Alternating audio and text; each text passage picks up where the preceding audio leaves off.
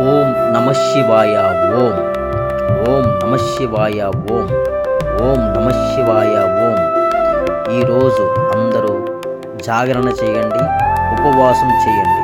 ఉపవాసం అంటే అంటే ప్రక్కన, వాసం అంటే కూడి ఉండడం. ఉపవాసం అంటే భగవంతునితో కూడి ఉండడం. జాగరణ అంటే మెలకువతో ఉండడము. మెలకువ అంటే జ్ఞానం.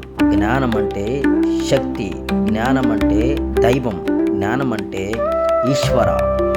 జ్ఞానం నేను ఈ శరీరాన్ని కాదు, మనస్సుని కాదు, బుద్ధిని కాదు, చిత్తాన్ని కాదు, అహంకారాన్ని కాదు, నేను ఏదీ కాదు, నేను ఆ జ్యోతి స్వరూపాన్ని అనేది జ్ఞానం.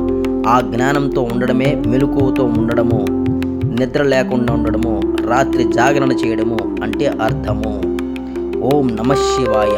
ఓం ఓం నమ శివాయ. ఓం ఓం నమ శివాయ. ఓం ఓం నమ శివాయ. ఓం. మనమందరం జాగరణ చేద్దాం, మెలకువతో ఉందాం, నిద్రపోకుండా ఉందాం, తమోగుణంతో లేకుండా ఉందాం.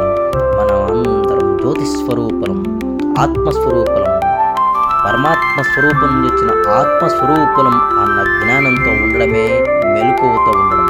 ఈరోజే శివ పార్వతుల కళ్యాణం జరిగింది. శివ అంటే పరమాత్మ, పార్వతి అంటే ప్రకృతి. పరమాత్మ ప్రకృతి యొక్క కళ్యాణమే ఈ ప్రపంచం, ఈ సృష్టి. హరే హరే హరే. ఓం నమ శివాయ. ఓం ఓం నమ శివాయ. ఓం ఓం నమ శివాయ. ఓం ఓం నమ శివాయ. ఓం. మనమందరం జాగృతతో ఉందాం. ఈ జాగృత అవస్థలోనే జాగృతిలో ఉందాం, సుషుప్తి స్థితిలో ఉందాం. ఓం నమ శివాయ.